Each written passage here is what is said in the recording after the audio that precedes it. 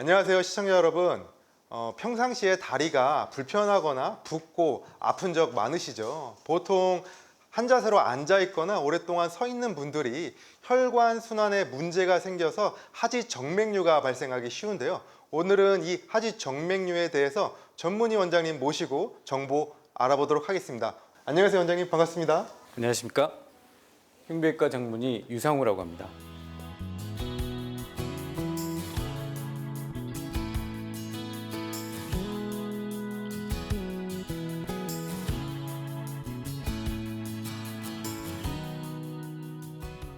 네, 원장님, 보통 하지정맥류라고 할 때 이제 흉부외과라고 하면 심장이나 폐와 같은 큰 동정맥을 다룬다고 저희가 생각하기 쉬운데요. 이 흉부외과 전문의와 하지정맥류 어떤 관련이 있나요? 네, 보통 흉부외과 하면은 가슴에 있는 장기, 즉 심장이라든가 폐, 식도, 또 늑골 등을 수술하는 과로 알고 계신데요. 흉부외과의 정식 명칭은 심장 흉부 혈관외과라고 합니다. 예전에 흉부외과가 이제 세분되어서 심장과 흉부 그리고 혈관외과로 좀 나눠져 있는데요. 하지정맥류에서 이제 가장 원인이 되는 대복제정맥이라는 혈관이 있습니다. 그 혈관은 협심증이라든가 심근경색 환자에서 심장 수술을 할 때 관상동맥 우회로 조성술이라는 수술 중에 공여혈관으로 제공되고 있는 혈관이어서 흉부외과에서는 가장 친숙한 혈관이기도 합니다.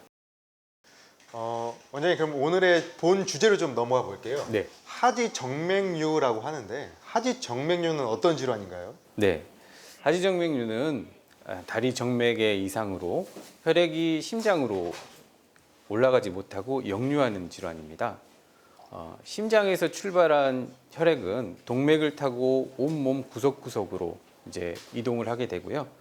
이렇게 이동된 혈액은 다시 정맥을 타고 심장으로 올라가야 되는데 이 혈액이 심장으로 올라갈 때 굉장히 힘이 듭니다. 그래서 정맥 안에는 이제 특수한 구조인 판막이라는 구조가 있어서 혈액이 한번 올라가면 판막이 닫혀서 심장으로 일방통행을 유도하는 특수한 구조가 있습니다. 이 정맥 안에 그 판막이 어떤 이유로 해서 망가지거나 기능 이상이 발생했을 때 혈액이 심장 쪽으로 올라가지 못하고 다리 쪽으로 떨어지게 되는 역류 현상이 일어나게 됩니다. 이렇게 심장 쪽이 아닌 다리 쪽으로 혈액이 역류하는 증상을 하지정맥류라고 합니다. 다리정맥계는 다리의 가장 안쪽에는 심부정맥이라는 혈관이 있습니다. 이 심부정맥은 다리 혈액순환의 90% 이상을 담당하고 있고요. 가장 바깥쪽에 표제정맥이라는 것이 또 있습니다. 또 표제정맥과 심부정맥을 연결하는 관통정맥이라는 것이 있는데요. 이 세 가지 시스템으로 다리 정맥계가 이루어져 있는데 이 중에 표제정맥과 관통정맥의 기능 이상이 보일 때 하지정맥류라고 합니다. 원장님, 그럼 정리하면 이제 하지정맥류는 이 정맥의 판막의 기능이 손상되면서 혈액이 역류하는 질환으로 볼 수 있겠네요. 네. 그렇다면 이 판막의 기능을 정상적이지 못하게 하는 이유에는 뭐가 있을까요? 네, 중요한 질문이신데요. 하지정맥류의 원인이 되는 다리정맥 판막 이상을 초래할 수 있는 이상은 여러 가지가 있을 수가 있는데 그 중에 연령, 즉 나이가 많이 들어가면 혈관의 노화 현상이 발생해서 생길 수가 있고요. 성별로는 여성에서 주로 이제 호르몬적인 영향으로 발생할 수가 있습니다. 그리고 유전적인 요인이 있고요. 또 하나는 직업 환경적인 요인이 있는데 주로 이제 서서 혹은 오래 앉아서 일하시는 분들에서 발생할 수가 있습니다. 그리고 임신과 과체중 이렇게 있는 분들은 복압 증가에 의해서 다리에서 올라오는 혈액에 압력을 받아서 이제 혈액 순환에 저항이 생길 수가 있습니다. 그리고 생활 습관 중에는 변비라든가 운동 부족이 있을 수가 있고요. 또 전신적인 질환 중에 당뇨병이 발생률을 높이고 있습니다. 원장님, 하지정맥류의 원인을 조금 더 구분해서 설명해 주시겠어요? 네. 일단 연령은 50에서 60대 발병률이 높게 지금 되어 있고요. 혈관의 노화로 인해서 발생률이 올라가는 것으로 되어 있습니다. 그리고 여성에서는 이제 호르몬적인 영향인데 여성의 호르몬인 에스트로겐이 혈관에 영향을 미치고요. 임신과 연관되어 발생되는 것도 많습니다. 그래서 남성에 비하면 2배 정도 발생률이 높게 보이고 있고요. 가족력, 즉 유전적인 요인이 있는데 이 유전적인 요인으로 해서 어린 환자에서도 발생하는 경우가 많습니다.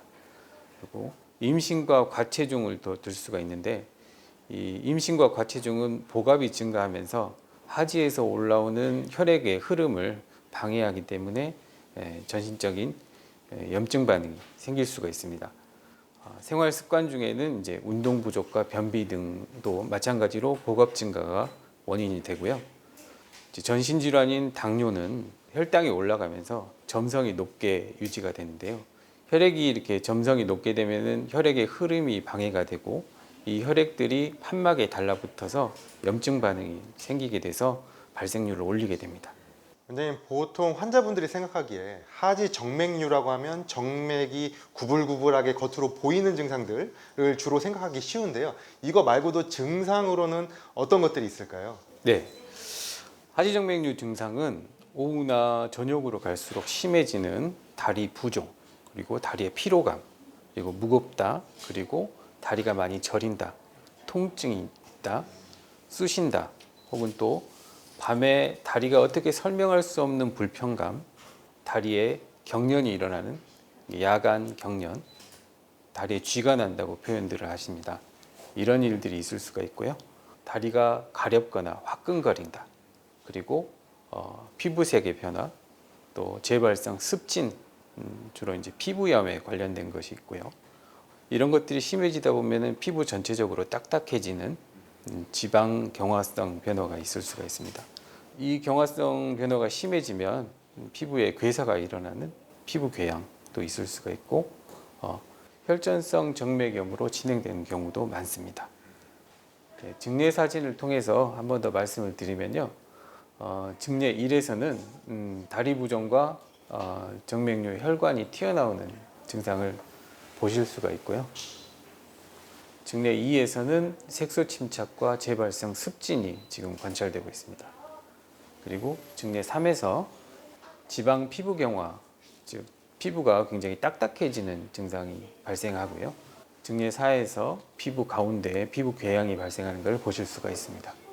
원장님, 이 증상에 대해서 설명을 해주셨는데 무엇보다 치료 이전에는 정확하게 진단하는 게 중요할 것 같거든요. 하지정맥류 진단은 어떻게 하나요? 네. 하지정맥류는 이제 전문의의 자세한 병력 청취가 이제 필요하고요. 진료와 진단에서 이제 가장 중요한 것은 다리 혈관의 초음파 검사입니다. 도플러 초음파 검사라고 하는데 이것이 이제 가장 정확한 진단법이고요. 물론 다른 진단법도 있으나 혈관 초음파가 가장 중요한 진단법이라고 할 수 있겠습니다. 혈관 초음파로 보면은 일단 혈관의 크기를 측정하게 됩니다. 혈관의 크기가 정상인가, 혹은 혈관의 크기가 이제 커져 있는가가 이제 주로 보고 있고요. 두 번째로는 이제 혈관 초음파로 해서 정맥 혈관의 판막 기능 검사를 하게 됩니다. 판막 기능 검사에서는 이제 도플러 초음파가 유용이 되는데 저희가 이제 다리를 한번 눌렀을 때 혈액이 심장 쪽으로 한번 이동을 하게 됩니다. 이동을 하고 나서 이제 판막이 정상적으로 닫히는가, 판막이 정상적으로 닫혔을 때는 일회성 파형이 보이는데 판막이 이제 망가져 있을 경우에는 혈액이 올라오고 난 다음에 혈액이 역류하는 소견이 초음파에서 관찰이 됩니다. 그래서 일회성이 아닌 뒤에 흐름이 관찰되는 소견이 보이게 됩니다. 하지정맥류 진단에는 도플러 초음파가 제일 중요하다고 하셨어요. 이렇게 진단된 이후에 치료는 어떻게 하나요? 네. 치료는 이제 크게 두 가지로 나뉩니다. 보존적인 치료, 즉 비수술적인 치료와 수술적 치료, 혈관 경화요법이 있습니다. 그러면 보존적 치료에는 뭐가 있나요? 예, 보존적 치료는 의료용 압박 스타킹을 매일 착용을 하고 정맥순환제를 매일 복용하는 방법이 있습니다. 보존적 치료는 이제 증상을 개선하고 진행을 늦추는 효과는 있으나 근본적인 치료법은 아닙니다. 어떻게 보면 혈관의 구조가 그대로 유지되기 때문에 아마 이 보존적 치료로 효과가 없는 경우가 많을 것 같은데요.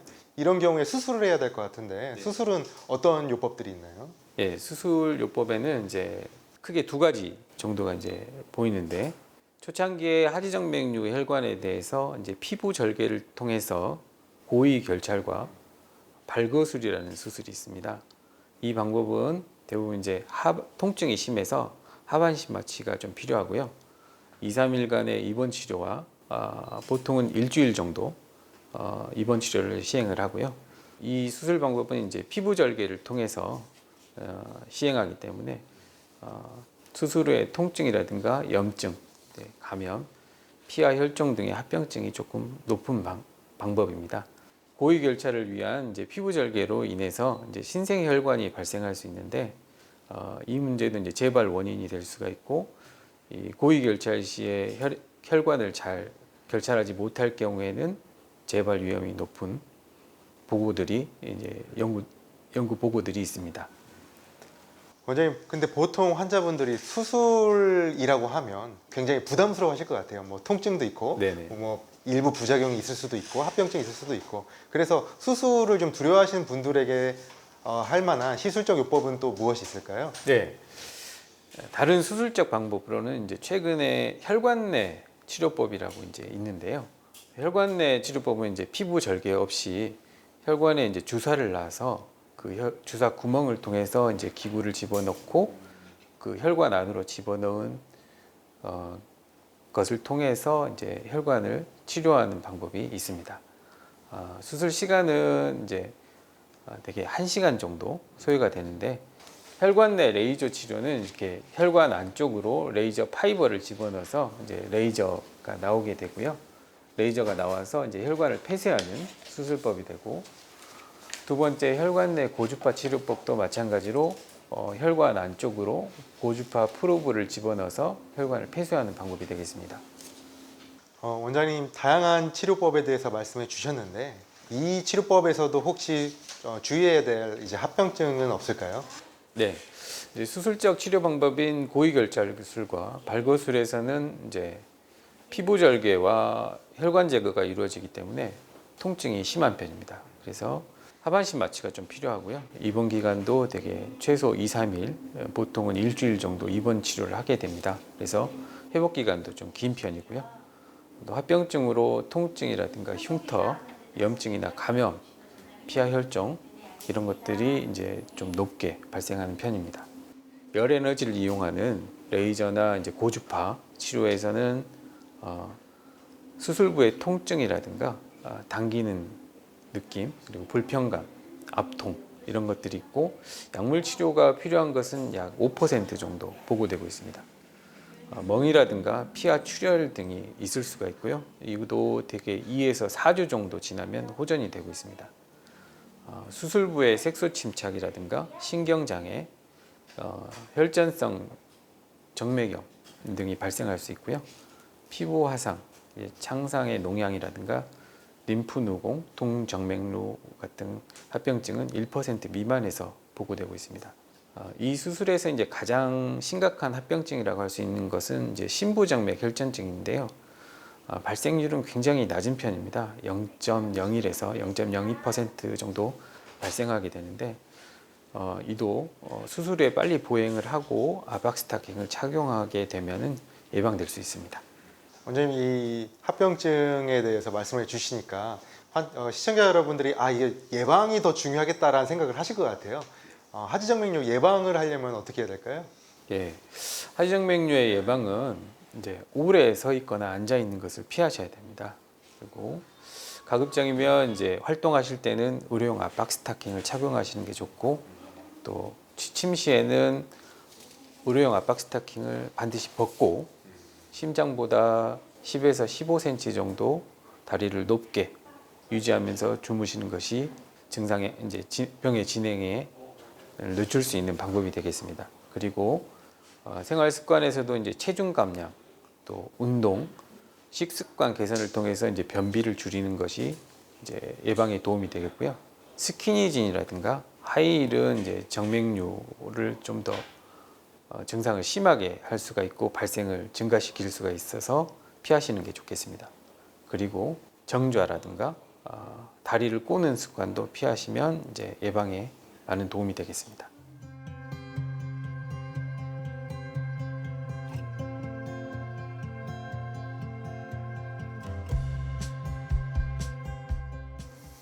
예, 원장님 지금까지 하지정맥류의 원인, 진단, 치료 그리고 예방까지 말씀해 주셨어요. 근데 말씀처럼 일상생활에서 쉽게 발생할 수 있는 질병이다 보니까 시청자 여러분들이 이런 하지정맥류에 대한 궁금증이 더 많으실 것 같거든요. 그래서 시청자 여러분의 궁금증에 한번 답해 주시겠어요? 네. 최근에 다리에 자주 저린 증상이 있습니다. 다리 동맥 질환과 하지 정맥류가 증상이 비슷해 모두 의심이 되는데 두 질환을 체감할 수 있는 큰 차이점이 어떤 것이 있나요? 네. 다리동맥 협착병은 이제 간헐적인 파행을 보이고 동맥이 잘 촉대되지 않는 특징이 있습니다. 반면에 하지정맥류는 오후로 갈수록 심해지는 다리 부종, 다리 불편감, 무거움, 통증 등이 특징적인 소견이고요. 다리동맥 협착증에서는 이제 다리를 심장보다 높게 올릴 경우에 다리 통증이 심해지는 경향을 보이는데 하지정맥류에서는 다리를 올리거나 하면은 통증이나 부종이 경감되는 소견을 보입니다. 또 하지정맥류에서는 다리동맥의 촉지가 굉장히 잘 되는 차이점 등이 있습니다. 출산 이후에 다리 피로감이 높아지고 자주 붓습니다. 혈관이 터진 자국도 군데군데 보이는데 일시적인 현상인지 임신 이후 하지정맥류가 생긴 것인지 걱정이 됩니다. 약물 치료나 시술을 받지 않아도 좋아질 수 있나요? 네. 임신 중에 정맥류 발생이 증가한다는 보고들이 많습니다. 하지만 이제 출산 이후에는 정맥류 증상이 호전되는 경우가 또한 많습니다. 임신 중에는 이제 약물 치료나 수술적 치료는 굉장히 금기시되고 있습니다. 그래서 대증적 치료가 권장이 되는데요.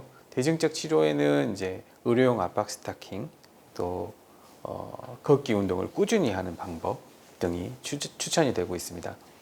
출산 이후에도 이제 수유를 같이 하게 되면은 수술이라든가 약물 치료가 이제 부정적인 경우가 많습니다. 그래서 이 경우에도 이제 대증적 치료가 권장이 되고 있습니다. 하지만 이제 증상이 지속될 경우에는 이제 혈관 초음파라든가 이제 정밀 검사를 통해서 치료 방법을 모색하는 것이 좋겠습니다.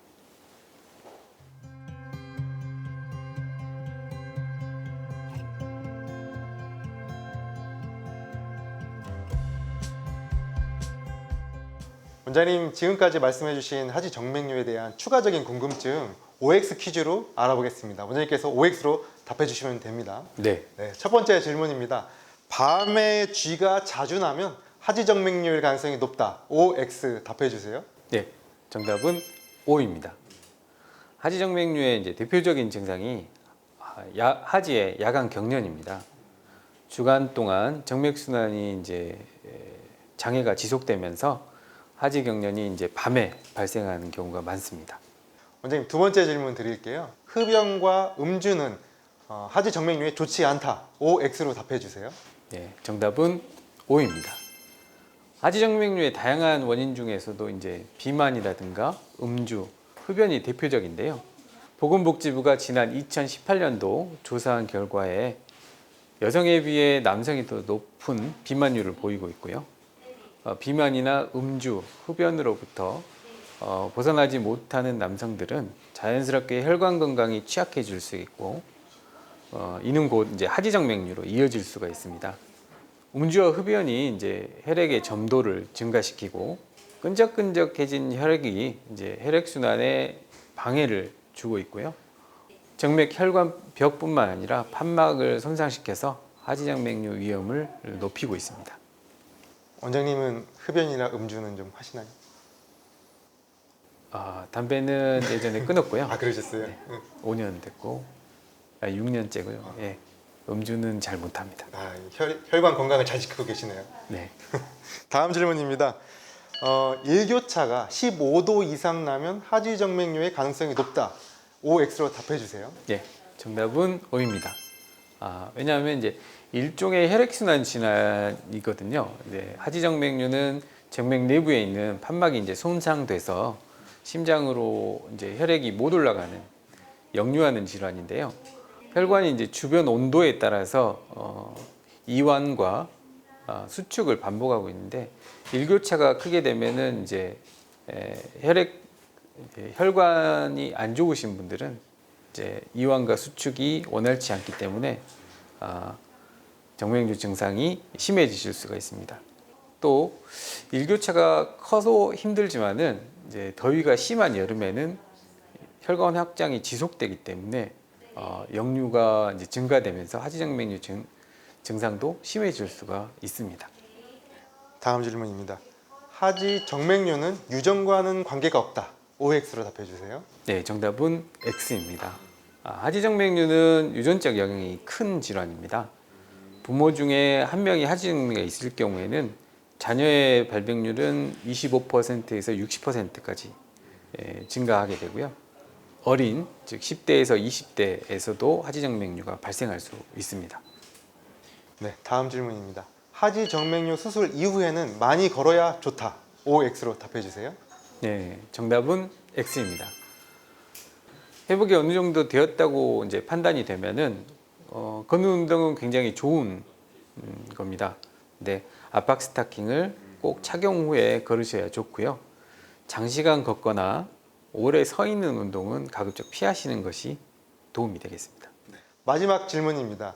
원장님, 하지정맥류는 초기에 치료하지 못하면 만성 정맥 부전으로 빠질 수 있다. OX로 답해 주세요. 정답은 O입니다. 하지정맥류는 심혈관 질환처럼 총각을 다투는 질환은 아닙니다. 하지만 치료 시기에 초기에 치료 시기를 놓치고 중증으로 진행될 경우에는 치료가 상당히 어려워질 수가 있습니다. 그래서 만성 정맥 부전으로 빠지기 전에 치료를 시행하시는 것이 좋겠습니다.